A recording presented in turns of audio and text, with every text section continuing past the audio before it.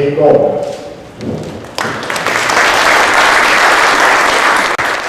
I have another joke here, but before that, does anybody need another drink?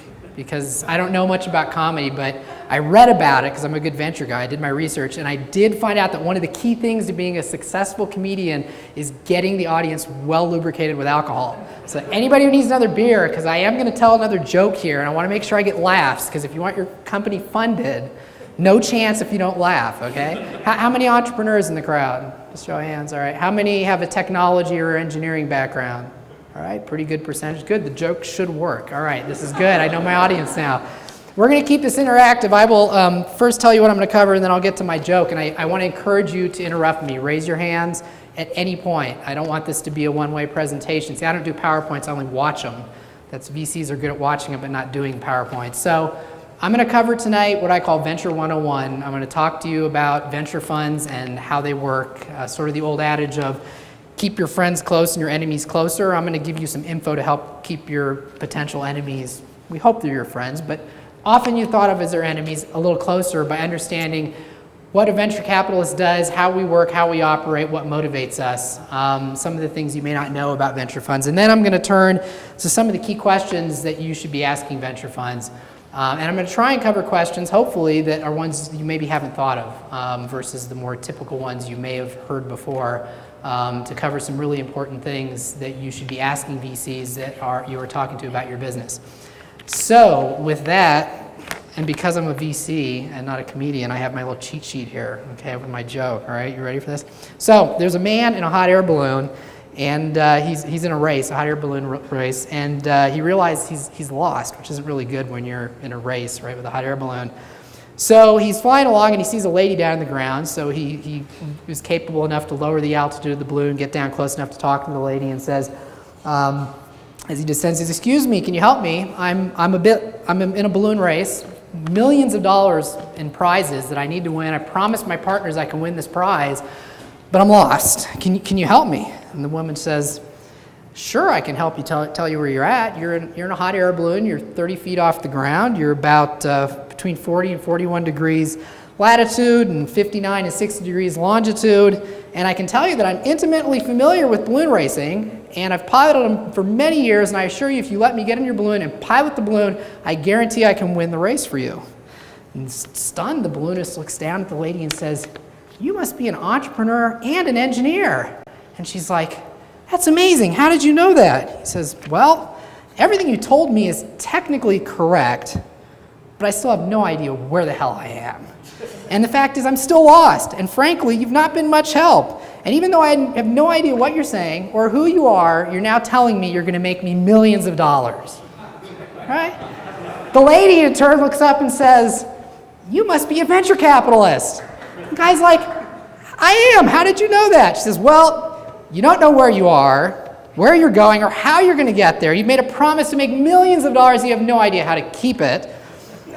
You barely know how to solve your own problems to make yourself successful. You've obviously risen to your great heights from a bunch of hot air. And you're in exactly the same position where you started, except now you're blaming all your problems on me." All right.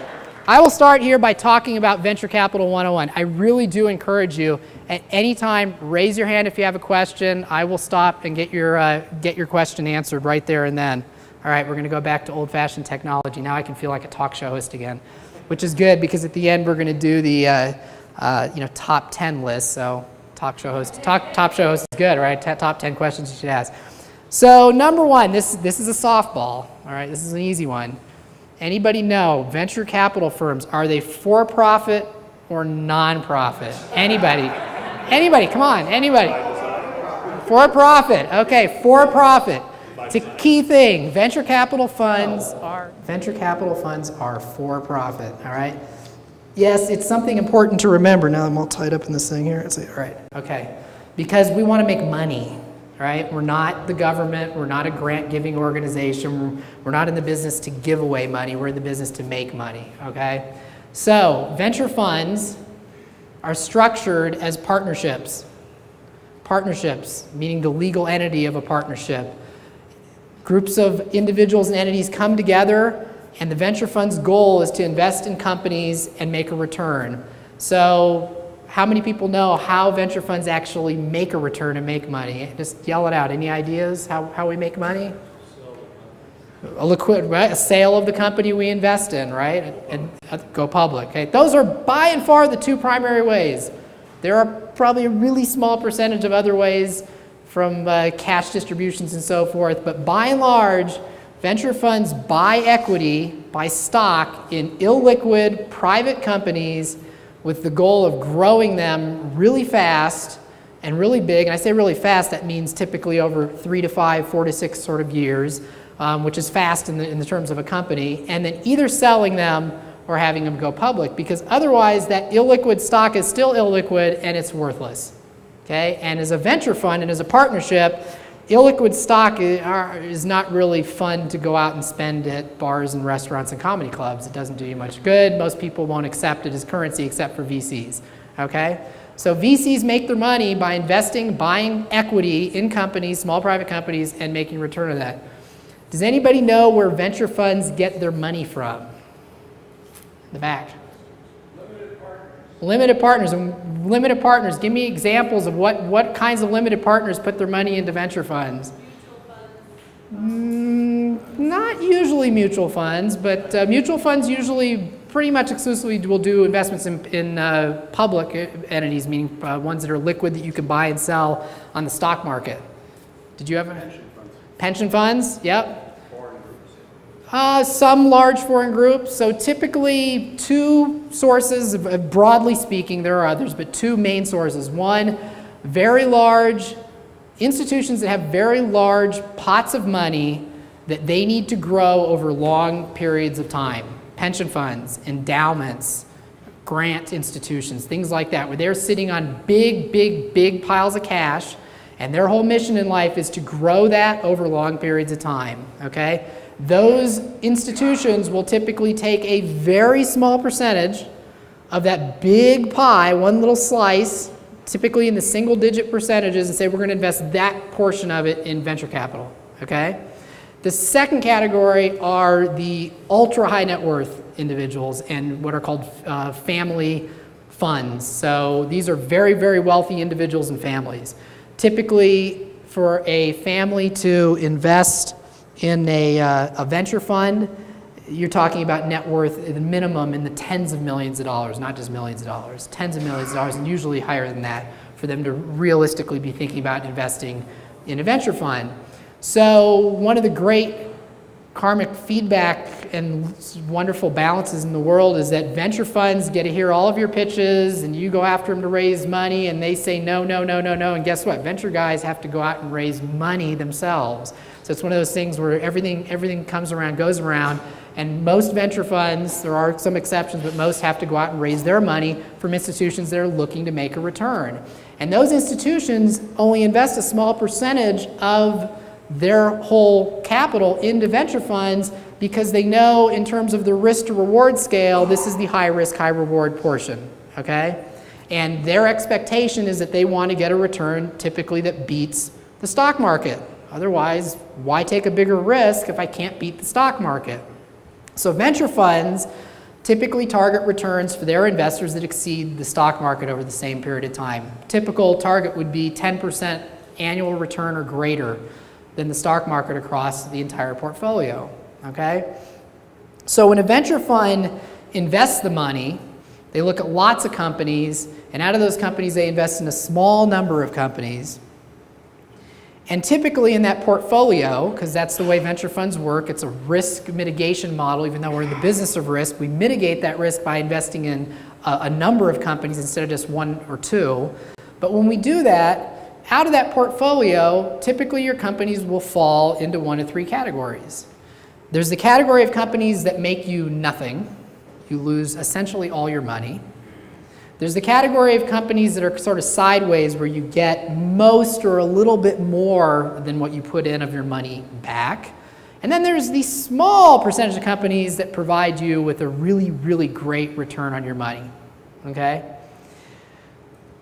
Now, how successful you are as a venture fund is really dependent mostly on how big that small section is. Okay, so if you can make that big, then you're going to do really well as a venture fund. But that little section of your portfolio essentially has to provide almost all of the return for the entire fund that you've targeted at 10% over the stock market. So to do that, it means you have to get extraordinary returns. And that's why venture funds, when they look at companies to invest in, look for very, very high returns. And there's a rule of thumb that most venture funds will use. There are certainly exceptions to every rule. But if you ask most venture guys, gee, what sort of a multiple of return on your investment? How many times your investment would you like to get back if you're truly successful 4, 5, 6 years out? Does anybody have a guess what that multiple is? I'm sorry, what was it? 10x. That's right. Good. Gold star. 10 times the return. Put $1 million in, want to get at least $10 million out. Big, big, big return, okay? Why is that important? It's important for one thing because one of the big questions entrepreneurs have is valuation. How do I value my business, right? What is it worth? And most entrepreneurs make that process, I would suggest, much more complicated than it needs to be. They think about it in terms of doing a cash flow analysis, doing it the way that an accountant or somebody, a tax person or a person for this god-awful 409A law that's been passed that says we have to value businesses will do it, and it's a meaningless evaluation. It doesn't mean anything, especially an early stage company. The way that venture people look at your business and think about valuing it is strictly based on looking at the business, making an assessment of how big they believe the business could be if it was truly successful in 4 to 6 years, what kind of exit value that might mean, and what percentage of the company that the venture guy needs to own to have a chance to get 10 times the return based on that. So if you're going to sell your company for $100 million in 5 years, if you think that's possible, that you could grow the company to, say, 30 to 50 million in revenue and sell it for $100 million, and you're thinking about raising $10 million in venture money, you might have a little bit of a problem, because 10 times 10 is 100. And that's what the venture guys want to get, $100 million. So the way to think about valuation when you're talking to a venture fund is in terms of understanding what their motivations are. And that's what they have to drive towards. They have to drive towards those types of returns with their fund. So let's talk a little bit about VCs and how you build a relationship with VCs and when to build a relationship with VCs. Just by show of hands, how many of you would think that that the best thing to do with a venture fund is wait until your plan is buttoned down, ready to go? You know, you're only going to get that one shot before you go and talk to a VC. Anybody? Hey. Don't be afraid. I should have asked it the other way. I would have got more show of hands because everybody knew it was a setup. But probably more of you thought that than raised your hands. That is a pretty common perception, that you don't want to go out and reach out to VCs until you've got everything buttoned down. I would suggest to you, and I think most VCs would suggest to you, that that is not the case. Now, you need to have a good handle around what you're doing and what your business objectives are and why it is compelling to catch their interest, but you want to develop a relationship with venture guys. You want to come to things like this, other places where you know that a venture person is going to be there that might invest in your type of business, and get to know them and let them know what you're doing. And one of the best things you can say to a venture person is to say, you know, we're probably going to be raising venture money, but we're not ready now. But I would love to follow up with you in 6 months. Here's what we're doing at a high level. We think we'll be ready in 3, 6, 9 months to come and give you a pitch. In the meantime, can I send you an email every now and then, let you know what's going on with our business, okay? You don't want to be a stranger when you walk in that room. You want to know the person. It's a heck of a lot easier to give a presentation to somebody that you know and somebody you've talked to than somebody who you've never met before. Plus, that venture person is going to be a lot more receptive to you. They're going to be a lot more kind with their time. So raising money is first and foremost about people. Not even about the business. I didn't say about the business. It's about people. And venture capitalists invest first and foremost in people. It's the same reason that the first source of money for most early stage companies is friends and family.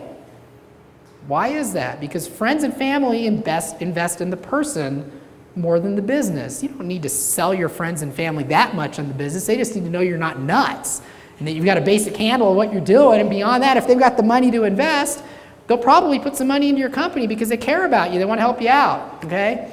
Now, venture guys aren't going to invest just because they care about you, but venture guys do invest first and foremost in people. If a venture person does not believe in the management team, you can forget about there ever being an investment in the company. So develop your relationship early with VCs. Find ways to network to them. Be strategic about how you do that. Don't just shotgun it. Think about your business, research the venture funds, find out which venture funds are the ones that are interested in your type of business, and find your way to them the same way you sell, the same way you strategically sell a product, okay? Find your way to them, network and get to them, get an introduction, find a place where you can meet them, and build that relationship over time before you're ready to even come in and give a pitch. All right, any questions at all on that before I start going into some of the top 10 questions in the back? So the question was that he's heard that you might want a VC who's in your backyard. Is that true? The short answer would be yes. That doesn't mean to exclusion of those that are outside of your area, but the short answer would be yes. And the reason for that is that, number one, venture capitalists are lazy. And anytime you have to get on an airplane, it kind of sucks. So if you can find good companies in your backyard to invest in, that's a big plus. And anybody who's looked at the statistics will tell you, and I have looked at the stats for the state here actually to help them understand, that VCs invest most of their money within about 2-hour drive of their offices, wherever those offices may be located. That doesn't mean they don't invest somewhere else, but if you look at the concentration of their investments, that'll be the highest percentage of their dollars go into about that radius around wherever they are.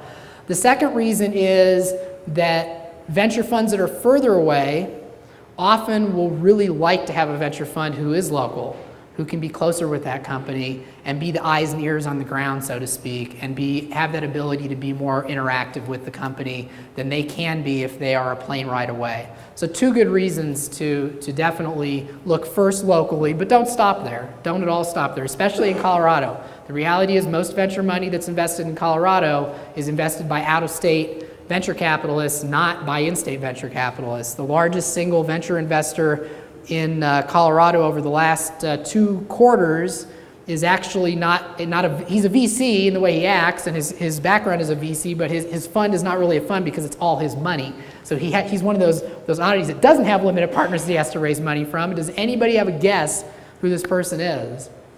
In the back. Vinod Khosla. This is a well-educated crowd. Vinod Khosla. Khosla Ventures made all of his money in fiber. During the telecom boom, very, very wealthy guy who's created a fund focusing on clean tech and has done, on a dollar basis, more investing in the state of Colorado in the last 2 quarters than any other VC fund, and possibly as much or more than all the other VC funds combined. Huge amount of money that he's pumped into the state of Colorado. Other questions? Is it true that VCs will not sign NDAs? Yes, it is true that VCs will not sign NDAs. My honest recommendation to you would be don't even ask. As soon as you ask, you basically are just telegraphed that you really don't understand how VCs work. Now, why won't VCs sign an NDA? Having been on the entrepreneur side and now being on the VC side and seeing all the business plans that I see and the volumes of them that I get, I can tell you that the mess we would get ourselves into if we started signing NDAs with all these companies, we wouldn't be able to keep it straight. We wouldn't be able to keep it straight. It would just be an absolute impossibility. And the nature of venture is that you don't want them to sign an NDA. Now that may seem odd. You're like, why would I want them to sign an NDA, right? Because the number one category of people they're going to share your plan with, if they like what they see, are other venture funds.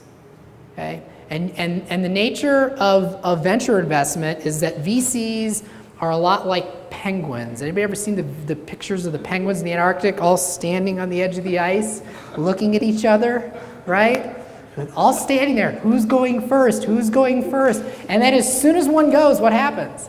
They all go, right? Venture people are exactly the same. Are you going to do that deal? Are you going to do it? No. As soon as one of them does the deal, everybody wants to see in the deal, okay? So the reality is you don't want your venture fund that you're pitching to sign an NDA for that reason. And honestly, if you cannot provide information to a venture fund without giving the keys to the kingdom of your business, you probably should think about whether your business is really that strong from a competitive advantage standpoint. Because a good business from a venture standpoint, the NDA is irrelevant because the company has an intrinsic technology or IP of some type that has such a competitive advantage that it doesn't matter if it's disclosed. There was another question, I think. So the question was that VCs invest in management teams, and you're an engineer who's outsourcing a lot of work, right, to different people.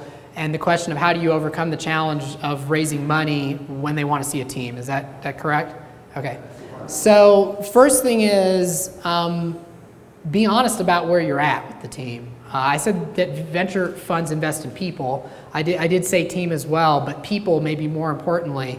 For early stage venture funds, it's normal that the team is not complete. But the pieces that are there better be first rate.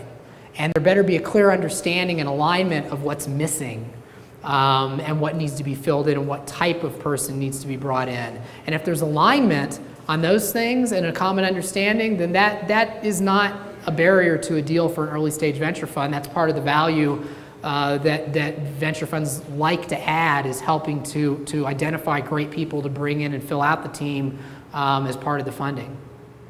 Okay. Any other questions before we go to the top 10? Yeah. VCs don't invest in services businesses. VCs don't invest in services businesses. I would say that is true, except with certain exceptions in history. And those exceptions are pretty simple. If you are in a services business where you can look at exit events that have been happening that are getting extraordinary multiples on their earnings or on their revenue, then VCs will. And the best example of that was during the dot-com craziness, where VCs did invest in internet consulting firms, which were services companies. And they did that because it was insane what other larger consulting firms were paying for these internet consulting firms in terms of multiples, and they could get to their 10x. But the times in history where that's been the case with services businesses have been far and few between. So that's what would have to be happening for there to be I think for most VCs to look at a services business. So what are the 3 top things the executive summary should communicate? I'm assuming you're not going to read And the second thing he said is you assume you're not going to read the business plan. So let me answer your first question first, which is from my perspective, and there's probably a much broader difference of opinion among VCs on what they would like to see. The things that are most important for me in the executive summary, number 1 is what is truly compelling and differentiator with this business. Why is this a compelling business that is really different or better or earth-changing compared to what's out there? Why is this a big market? The reality is that venture funds invest in businesses that are selling into big markets, and you have to understand how big your market is. And the reason for that is it's a heck of a lot easier to build a big business that can become really big by owning a small percentage of an enormous market than by having to capture 20, 30, or 50% of a smaller market. There's a lot more room for error there. And the third thing would be the management team. Something about, okay, what's the experience of this team? Why are they the right team to be leading this? Why they're the right people to at least form part of the team to build this company? The second thing on the business plan, I will tell you my opinion on business plans may not be the norm out there. I am not a big fan of the business plan. I actually think the business plan, the traditional 30, 40, 60 page, whatever it is, business plan is outdated and quite dumb. So that's my opinion of it, which is probably very different. I would prefer to get a well-organized PowerPoint and a good financial overview spreadsheet or PDF. It's very important to have a good financial model of your business. My opinion is if you can't explain your business concisely in a PowerPoint with bullets to the point where somebody can understand it, then you probably don't have your arms around the business anyway. And to have a 30-page document in an early stage company that's going to be out of date the day after you write the goddamn thing, having done it more times than I'd like to, it's a waste of time. It's a waste of time. Having said that, I'm sure there are a lot of VCs out there that they just sort of naturally require it. It's something that they always want. Let me come back to you real quick. The traditional is to see a 5-year plan. Having said that, the way I suggest you think about your plan is you should have a very detailed one for the next 12 months. You know, line item expenses, showing what you do, and it may be out to 18 months, 2 years max. Certainly anything beyond 2 years should really be not a bottoms-up model, but more of a top-down model. You don't know what's going to happen in 2 years, let alone, quite honestly, in 12 months. So really, the long-term should be based on just the market size and the belief of how fast you can grow the business and what kind of margins you think you're going to generate. I've seen way too many entrepreneurs put too much brain damage into a bottoms-up 5-year model, and the reality is you just don't know in 5 years what your bottom-up is going to be. But will a 3-year model be okay? A 3-year model can be okay, but you're probably not doing yourself the best service. And the reason for that is venture funds think in terms of 4 to 6 year exits, and I would hope you're going to grow from year 3 to year 5. So show them the bigger number. They're going to look at, first thing you're going to look at in the plan, if you ask what is the first number in a 5-year plan, a VC is going to look at year 5 revenue. What's year 5 revenue? Oh, 15 million. Okay, put that one aside. 100 million. Oh, why do they think they're going to get to 100 million in revenue year 5? Show the number. You got to believe in the number, but show year 5 because you'll be better off showing it. A couple more, and then I want to move on to the questions. So the benefits or the advantages, disadvantages of going through small firms that help, in this case, polish. Firms will polish the business plan, or are you talking about the firms that simply work with the business plan, or those that help make introductions and think that they can help you raise the money as well from venture funds? The latter, the ones that can. Okay, so not the ones that make introductions, just the ones. So on the financial plan side, strongly recommend it.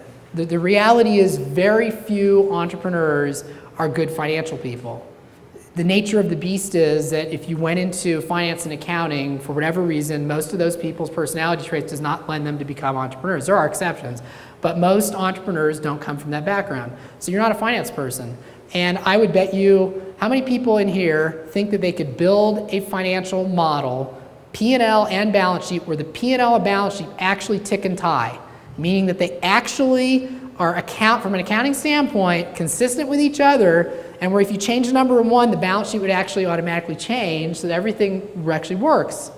Okay, I got one, that's about, I was 1, 2, 3. It's more than I thought that we'd have 3, but it is not easy, okay? It is not easy.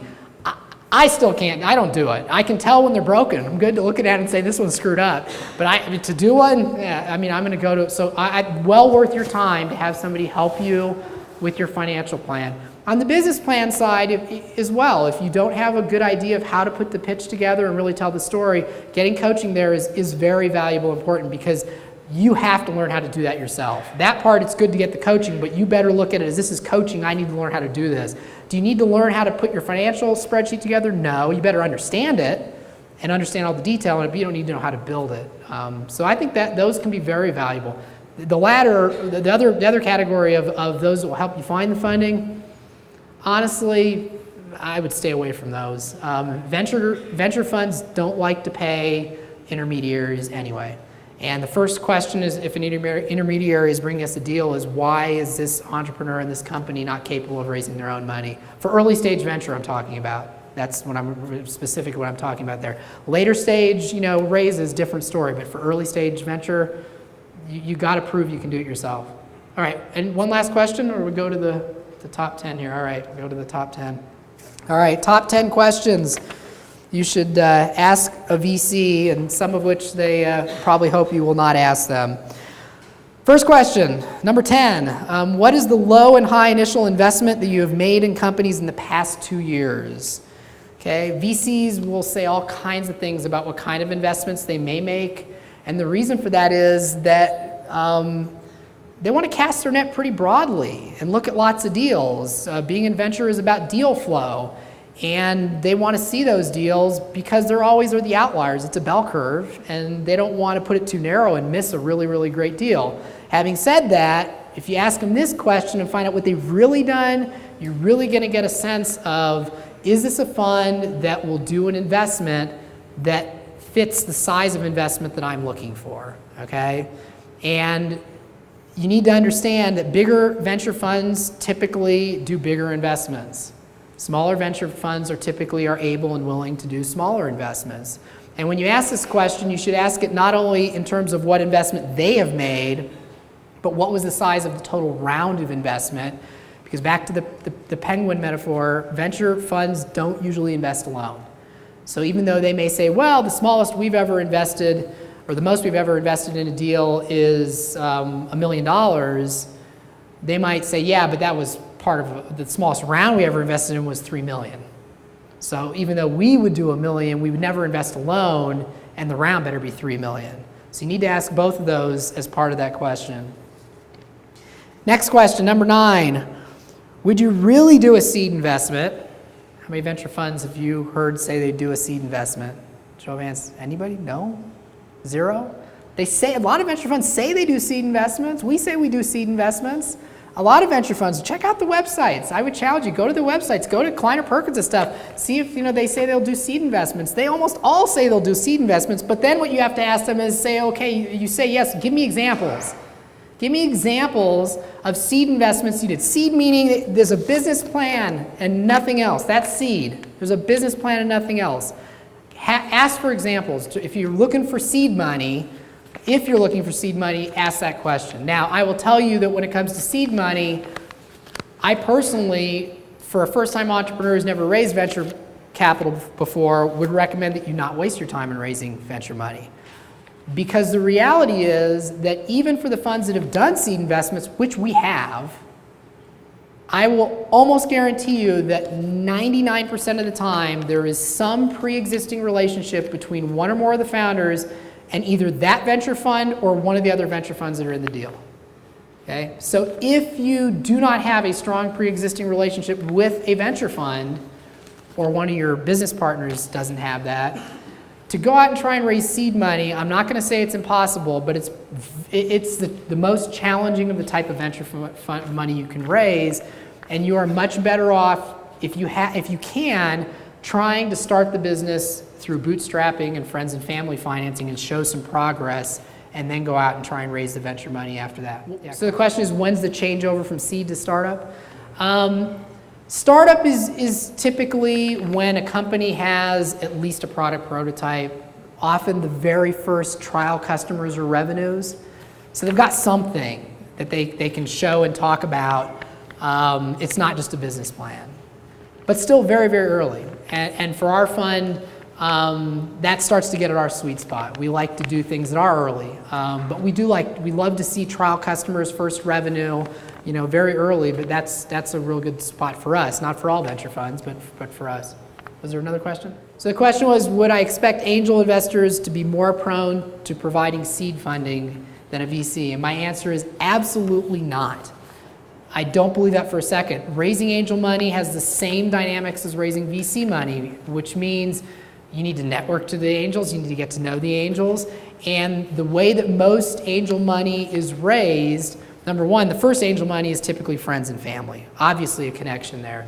After that, the next angel money will be a business colleague that may know you a little bit or know about the business, at least know the business really well.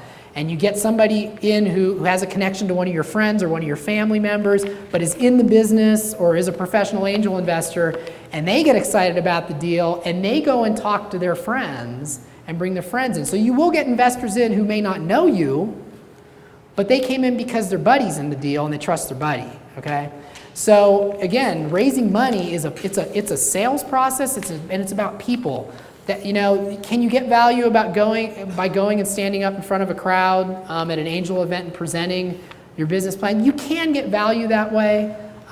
You can. I know companies that have raised money that way, but it is definitely the exception, and it's not necessarily the easiest way. It's much stronger to go into those types of events already having your initial angel investors lined up and having them as part of the event. And by the way, one of them's a member of that group. Now you're going to raise some money in that angel group. If you walk up there and say, here's my company, here's John Doe in the front row, one of your member angels. He's leading our investment round. We've already raised, 150K of our 400K round. Everybody's listening. Everybody's listening. Do you have a different definition for seed and angel funding? No, I mean, angel funding is just funding that comes from individuals versus from institutions at the end of the day. And no, I'm sorry. The question was, is there a difference between seed and angel funding? So, angel funding is funding that comes from angels. Angels are high net worth individuals that invest their own money. And we've done investments, even in this most recent fund, where there are angels investing with us in the round. But they're angel investors. The seed is really the stage that the company is at. Angels can invest. Some angels won't do seed. Some angels only want to invest in later rounds as well. So it's really just a matter of the source of the money. The other thing to keep in mind, a big difference between venture funds and angels, is angel investors do not have to make an investment. If I'm a high net worth individual, I don't have to invest my money in your company or any company. I can invest in the stock market, I can leave it in a CDI, I don't have to invest. Venture funds have to invest their money in private companies. Okay? And we're an early stage venture fund, so I can guarantee you we are going to invest all of the money that's been committed to our fund into early stage technology companies. Because our investors invested with us for us to do that, and we're getting paid to do that. We make our money by doing that. So it is a big difference. So venture funds are in the business of investing, and they will always invest. An angel investor doesn't ever have to. It's an important thing to understand. Next question, number 7. How many years are left in your fund? Question very few entrepreneurs ask venture funds. How many years are left in your fund? Back to the structure of a venture fund, it's a partnership. They're almost always, there are exceptions, 10-year partnerships. A partnership has a lifetime, okay? That means that partnership at the end of 10 years is supposed to disappear. It's supposed to dissolve into the ether and no longer exist. Well, for that to occur, all of the money has to have been invested and liquidity events have to have occurred. And the money has to have been distributed. When a liquidity event happens in a venture fund, it gets distributed to all the limited partners. They each get their pro rata share of the return, okay? That all needs to be done by year 10. Now, there are rules of being able to extend the fund beyond year 10, but let me tell you, the limited partners don't like that. Why don't they like it? They pay management fees every single year. They don't really want to pay an 11th year of management fees, thank you. It kind of, sucks on their return. And why are they paying for something that took longer than what it was supposed to take in the first place? Doesn't make them very happy, okay? So why is it important to ask this question? If you're an early stage company and you ask me that question, I say we're in year 8 of our fund, we haven't raised a new fund, and you're showing me a plan that says you can get to exit in 4 to 6 years, do you think I'm a good target for you? Probably not. Even though we're an early stage venture fund, if for some reason we get to year 4 or 5 of our fund and we aren't fully allocated, meaning we've made all of our first investments and all we have left now is a pot of money that we're saving for follow-on investments in the companies we've always invested in, if we still have money left for a new investment, even we were not going to be an early stage venture fund at that point. We're going to be a mid-stage venture fund because we really need to get a company that can get to exit more quickly. So it's very important. If you are an early stage company, try to sell to venture funds that are earlier in their fund. First 3, no more than 4 years, but ideally first 3 years of their fund. If they're later in their fund, then you can say, are you currently raising a fund? Do you anticipate closing a new fund soon? Because the answer may be yes. We're working on it. We expect to have our next fund closed in 90 or 180 days. Okay, that's good. They could be a good candidate for you. But if they're not close to closing their fund, they're not going to have any money to invest in you. Number 6, how many dollars of your fund remains unallocated? So this touches on what I was just talking about. Venture funds invest their money. They do an initial investment in a company. All venture funds then reserve an amount of money for follow-on investments in that same company. That's there because in most cases, companies don't raise money just once. Even if the entrepreneurs believe they're only going to raise money just once, most companies don't raise money just once. They go through multiple rounds of financing. And as a venture fund, in most cases, you want to participate in those follow-on rounds so that you don't get diluted. So your share of the pie doesn't get squished down. You want to keep that share of the pie. It's important as an entrepreneur to understand that because you need to understand how many more bullets they have in their holster. If all their money's allocated, again, they're going to still talk to you. They're still going to talk to you. And why is that? Because it's all about deal flow. And they're going to talk to you because, number one, if they like your business, and this is a good thing, they may refer you on to somebody else, but they're still not your best target. You'd rather be selling to the fund that can invest than somebody who can hopefully refer you on to somebody who can invest, because they do that to get goodwill. In the venture business, we pass deals around all the time, so we want to send good deals to other people so we can get good deals. They'll also look because they're always thinking about the next fund. And with early stage companies, they may have no interest in the current round, but they want to get to know who you are and stay on top, get in your mailing list. They might invest 2-3 years down the line for their next fund. So it's important for you to understand that doesn't mean that you automatically don't talk to them, but you need to, just like sales, if anybody's done sales, you prioritize your prospects. This would not be your highest priority prospect. Still might be worth talking to because they can lead to a referral. Maybe there'll be somebody that invests in your company in the Series B versus the Series A, but you want to make sure you understand where they're coming from. Number 5, what percentage of your investments were you the lead investor? I guess we're back to penguins again. Okay? Your number one goal in raising money for your company is to get the first investor to commit. That is the most important thing. It is the hardest thing to do, is to get the first investor. Whether it's angel or VC, that is true.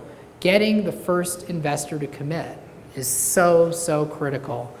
So that is something you have to focus on. If you're talking to a fund, you want to know, back to prioritizing your prospects, how likely is it that this fund will lead my round, will give me a term sheet that I can use with other investors so I can raise the full round of the investment. If their answer to their question is, we've only led 10% of the rounds that we've been in, again, they're good for follow-on financing, they're good for a potential syndicate partner once you have a lead, but they shouldn't be your top priority in the short run because they're not going to lead you around most likely. All right? You want to find a fund that's done your stage and that's led a lot of rounds, 30 to 60%. You like to hear an answer that's somewhere in the 30 to 60% range of the rounds that they've done in the last couple years that they were the lead investor in. All right. Where am I at here? Number 4, how many different funds have you syndicated with in the past 3 years, 2 years, couple years? Again, why is that important? Venture funds don't invest alone. If they're going to be your lead investor, one of the key values you would hope they can bring to the table is to help you bring in the other funds. Okay? Now, different venture funds have different views on this. Some of the venture funds want the entrepreneurs to go and do all of that. All right, if I'm an entrepreneur and I'm raising money, sure, I want the responsibility to be mine to sell those funds, right? But the reality is, back to how you raise money, if you have a lead investor, I would want them to make introductions for me. Give me the chance to earn the investment of these other funds. And what you know is, if that fund has syndicated with a lot of funds before, Access Venture Partners, through our history, has syndicated with about 50 different venture funds. It's a big statistic. We like to tout that for just this reason. We tell entrepreneurs that we've syndicated with 50 different venture funds. Another statistic we like to throw, this is the sales pitch part of the presentation. The other statistic we like to throw out is that every time we have put a term sheet on the table that's been signed, a financing event has occurred. Every single time. I will tell you that's rare among venture funds, okay? Because when we put a term sheet out, we consider it a commitment, and we don't do it unless we believe we can get the deal done and we believe we can get other funds to come in and invest with us. So understand whether they're going to help you fill out the syndicate and whether they have those relationships that will enable you to do that. There's a question? So the question was, don't understand the word syndicate. Syndicate is a group of investors that come together to do a single investment together. So they come together and do the whole round of investment together. So that's what's called a syndicate. It's the group of investors. So when you syndicate a deal, what you're doing is you're saying, we want to do, and make up numbers here, we want to do a $3 million investment in this company, total round size. We're going to lead the round and put $1 million in. We've negotiated the initial terms of the investment. We have a term sheet, the valuation and the terms. Terms of the investment are just as important as the valuation. And those have been outlined and agreed to. And now we're going to other venture funds saying, we have a great investment opportunity. We're leading the round. We've done the heavy lifting. We've done the hard work.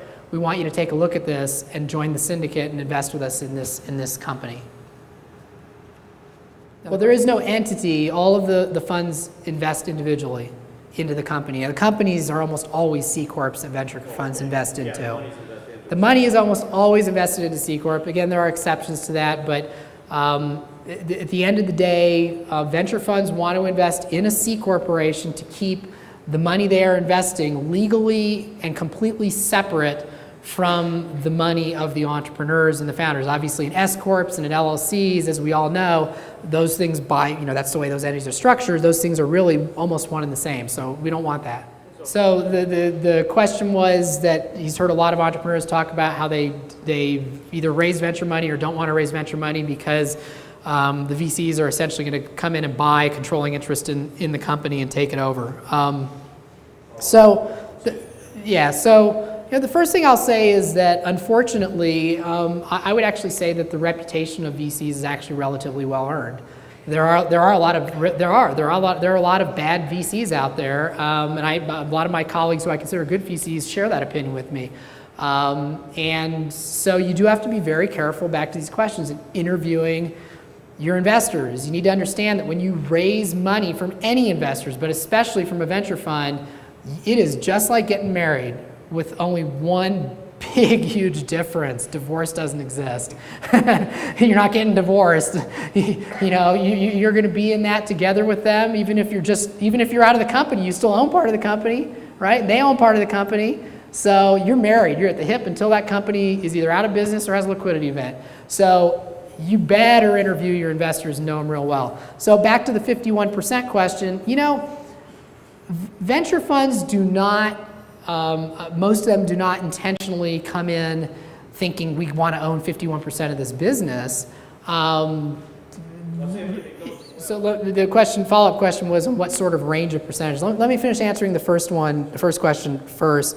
Most venture funds don't come in thinking, darn it, we're going to find our way to game this so we end up owning most of the company. Venture funds don't really want to control the business. If venture funds and venture guys and gals wanted to run a company, they'd be entrepreneurs, okay? I'll tell you firsthand, why did I get into venture? I loved running my company. It was fun. I went off and started working with a bunch of other companies, helping them raise capital, helping them with their strategy, part-time CFO, helping them grow the business. And I was having too much fun. I mean, I got to learn about all kinds of new businesses, work with lots of great people who are uniformly enthusiastic about what they do with their lives, which is a rare exception in this world, that people love their jobs. Entrepreneurs have to love their jobs. And that's why I wanted to venture. I said, this is great. I want to do this, and I want to be able to work with the entrepreneurs. But it comes back to return. I mean, venture funds are all about the return. And if the company needs to raise the capital, then the venture fund is going to do the math on how much of the company they need to buy to get the kind of return on that incremental investment.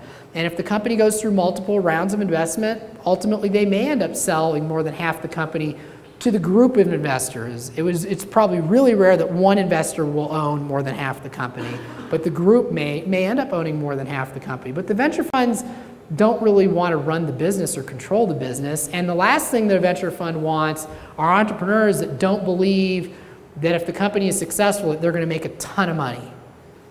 I will tell you that truthfully. Even the bad VCs know that the entrepreneurs have to be motivated. And the worst place for a VC to get in a company is where the company's going through a whole bunch of rounds, right? And 80 or 90% of the company is owned by investors. And it still needs money. And for whatever reason, the investors still believe there's a potential there for the company to be significant. Why does that suck for a venture fund? Because now you essentially need to invest your money in the company, and we're still going to own 80 or 90%. Why is that? Because along with that investment, we're going to restock the stock option pool and give out a bunch of big stock options to the management so that they still own the same percentage of the company. Because if they don't own enough of the company, they're not going to be excited. So as far as the percentages, the typical range, every business is different in terms of what percentage. You know, in terms of first investments, I'll tell you that my experience is that for a first investment round, institutional investment round from venture funds, the low end is that 15% or so of the company is sold, and the high end is 45%. So a pretty big range. But in that range, you know, somebody who comes in raising $3 million or on a $30 million pre or $40 million pre-money valuation, probably not going to happen. I mean, you're not going to get $3 million of money into the company for 8% of the business. Just doesn't happen very often. Was there another question, real quick, or? All right. Where am I at? Number 4, I believe. 3, 2, 1. Well, I'm off somewhere. I see, I can't even count. See, venture guys can't even count. Yeah. What? Miss number 8. Okay, well, I'm not going to renumber. So counting back up, I'm on number 4 now, which is, have you or your partners ever run a venture-backed business? Why ask that question? Because almost every venture fund is going to say they're going to help you. We're not just going to invest, we want to help you be successful, which is true. They all want to help you be successful. So you want to understand if they've actually ever lived in your shoes. It's really important to understand that at least some of the partners in the fund have lived in your shoes. Most venture capitalists have not. Most venture capitalists have never run a business, and they really don't know what they don't know. They don't understand what it is like to sit in that CEO chair and deal with the day-to-day pressures and issues that you deal with. And those venture funds and venture capitalists, on average, are probably going to have a harder time really understanding what you're going through and helping you with some of the key issues you may end up running into. So I think it's a very important question for you to ask and to understand of your investors. Number 3, when I call the CEOs of your portfolio companies, what will they tell me about your fund? Yeah, it's okay to ask for references on a venture fund. It's amazing how few entrepreneurs actually ask for references. Now, don't ask for them in the first meeting, right? You know, it doesn't appropriate. But if they're getting interested and they're starting to get to a term sheet, my God, ask them for references. Talk to the CEOs of the companies they've invested in before you take their money. Because once you take it, there's no turning back. All right, number 2. Where do you see the strengths and weaknesses in our management team? So few entrepreneurs ask this question because they're afraid of the answer. They're afraid they don't want to hear the answer. You know, I truly believe that's the reason they don't ask it. But my God, back to people, you need to know. You need to know what that venture capitalist thinks about your management team and about you. Even go further. Ask them point blank, do you feel that I am a CEO you can invest in? Okay? And by the way, have that real thoughtful self-conversation with yourself about how important is it for you to run the company and for how long. Because you need to be clear on that, whether you want to run this company forever or whether the reverse, maybe you're already thinking, you know what, I'm a great CTO, but although I'm the founder and CEO now, I want to bring in somebody to run it. That's a conversation you need to have with the VC right up front. Make sure you're clear with them on what your thoughts are there, and make sure you ask them what they think about your management team and about you, because you want to hear that. That's going to help you not only with that fund, but all the other funds. And especially if you hear consistency from fund to fund. So as you go to different funds and ask them that question, if 2 or 3 of them are saying similar things, you got to start believing what you're hearing from them and try and then affect change so you can do a better job of raising money. And number 1, probably the most important question to ask a VC at some point in the process, how does my business rank against your other investment opportunities? This is one of the things that as an entrepreneur, I never realized. It just never occurred to me, and it's so obvious, but it never occurred to me. You go and pitch your business to venture capitalists, right? And you got a great business, and it sucks to be told no a bunch of times. You're told no a hell of a lot more than you're told yes when you're raising money, just like when you sell something. And the reality of being on the venture side is that there's a lot of good businesses we don't invest in. A lot of good businesses, because we can't invest in every business. So everything is about investing in the best of the best. Everything is about what are the opportunities that we have, We want to make an investment this quarter because we have money to invest and we can't let it sit around. What is the best of the best? So understanding how your company ranks is really, really important. If if you're not in the top 5% of the businesses they're looking at, honestly, not a good prospect for you to keep going after, because it's only the top 1% or less that are going to get money. Very, very few are going to get money from each venture fund. Great. Thank you.